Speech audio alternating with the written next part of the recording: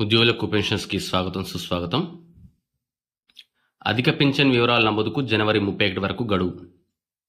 అధిక పింఛన్ కోసం దరఖాస్తు చేసినటువంటి వేతనజీవులు పింఛన్దారుల వేతన వివరాలు 2025 జనవరి 31లోగా ఫైలింగ్ చేయాలని ఈపీఎఫ్ఓ తెలిపింది. ఇప్పటికే పలుమార్లు గడువు పొడిగించామని, తాజాగా విధించిన గడువే తుది అని స్పష్టం చేసింది. సుప్రీంకోర్టు ఆదేశాల మేరకు అధిక పింఛన్ కోసం 17.49 లక్షల దరఖాస్తులు వచ్చాయి. దరఖాస్తు చేసిన ఉద్యోగుల వేతన వివరాలు నమోదు చేసేందుకు 2023 సెప్టెంబర్ నుంచి పలుమార్లు అవకాశం ఇచ్చింది. ఈ గడువు 2024 మే 31తో ముగిసింది. అయినప్పటికీ 3.1 లక్షల దరఖాస్తులు ఇంకా యాజమాన్యాల వద్ద పెండింగ్ ఉన్నాయని ఈపీఎఫ్ఓ తెలిపింది.